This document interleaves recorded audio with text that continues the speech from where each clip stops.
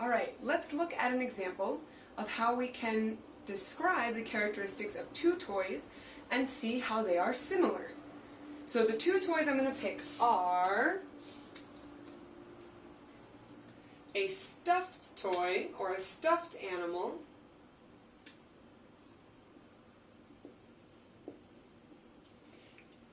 and Legos.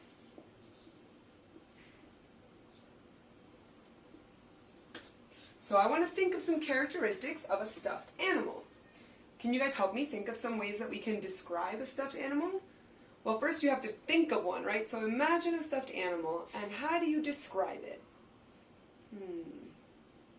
Okay, so we can say it feels soft. We can cuddle with it. Does it make any noises? Okay, so it doesn't make noise. Usually. There are some stuffed animals that do. They have a little battery pack and they make noise, or maybe they move. But I'm thinking of like a regular stuffed animal. So maybe a teddy bear, a stuffed Pokemon toy, a stuffed reindeer, like we saw in the pictures. So just plain. No noise, no moving. Just a plain stuffed animal. Let's see. Where do you play with stuffed animals? Do you play with them outside? Or in the water?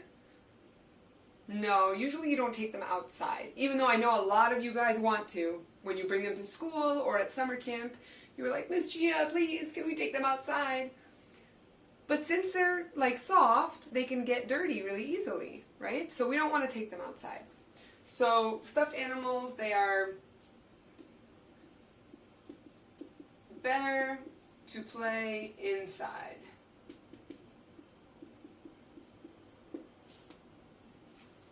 And do you need other friends to play with stuffed animals?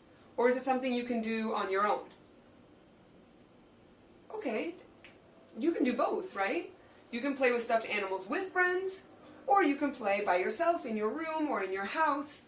It doesn't always have to be a group, but it's nice sometimes when other people bring their stuffed animals also. So we can say that we can play alone or with other people. Okay, those are some good characteristics. I think we did a good job describing a stuffed animal. Now, what about Legos? How do we describe Legos? Well, let's start with it feels soft. Is this true for Legos? Do they feel soft? No. Legos, they feel hard. If you have ever stepped on a Lego, you know they are so hard and very painful to step on.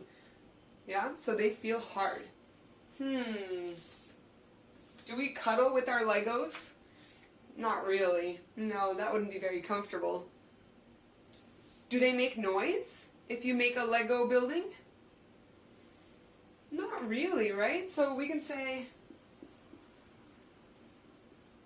they don't make noise.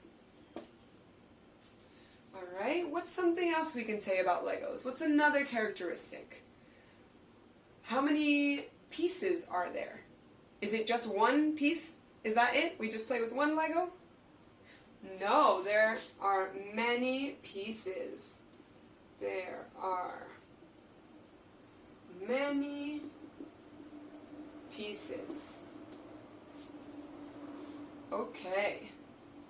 And how about, is it similar to a teddy bear? Do we play outside with our Legos normally? Yeah, not normally, no, because the pieces can be small, so you don't want to lose them outside. You can take it outside if you want, but I think the best place to play with them is inside. So,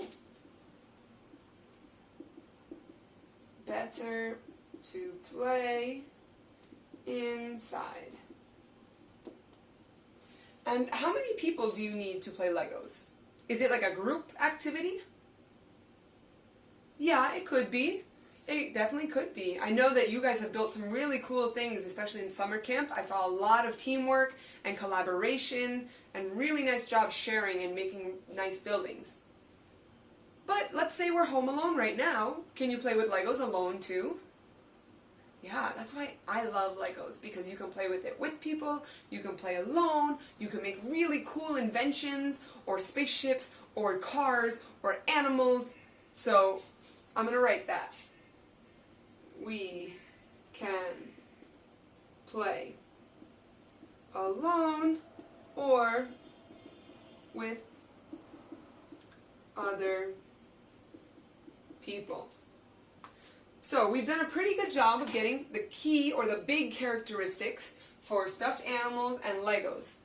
Now, can you guys tell me, based on our characteristics, how are they similar? What are two things that they share, that they have in common? Well, the way that they feel is not the same. We don't cuddle with our Legos. It doesn't make noise. They don't make noise. Well, that's something they have in common, right? The fact that they are both quiet toys. Okay, that's something they have in common. What about, there are many pieces. Do stuffed animals have a lot of separate pieces? No, not really. Stuffed animals are just like one toy. Okay, so that's not something they have in common. It's not something that's similar. Better to play inside with stuffed animals, and better to play inside with Legos. There's another thing that they share, another similarity. Okay. And we can play alone or with other people, and we can play with Legos also alone or with other people. So there, they are similar again. All right. So we could make a sentence, for example, stuffed animals and Legos both, meaning the two of them together, both don't make noise. And so that way we know that they are similar. They both together don't make noise. This is such a good list, guys. I'm very proud of us. Give me a high five. Nice. So you're going to be doing something like this in your history workbook. You have these 2 pages to complete this week, where we're looking at different types of dolls. Now, on this page, let's focus on what we need to do on this page. You might need some help with the reading, because there's some parts that you have to read, so you can ask a grown-up to help you. These are all different characteristics, just like 1, 2, 3, 4, 5. These are all characteristics, and these pieces are all characteristics. You have to read the characteristic and match it to the correct doll. Let's do the first one together for an example, okay? This one says, I am 4,000 years old. Which doll do you think is 4,000 years old? Well, this one's pretty new, okay? I think it's called like the Bratz doll, so I don't think it's 4,000 years old. Maybe like 4, but 4,000? No. And this is a porcelain doll or a china doll, and I don't think it's 4,000 years old. I know it's older, but 4,000 seems too much. This one, though, this looks like it might be 4,000 years old. It looks maybe like someone made it with their hands. So I would take my pencil and I would draw a line to connect those two. Alright? So, you're going to read all the other characteristics, and then you're going to take your pencil and you're going to draw the line to what they match to. Okay? So, that's the first part. The second part is we are going to do the same thing we did here, where we look at the two toys and we find out how they are similar. So they ask you, what is similar between the wooden doll and the china doll?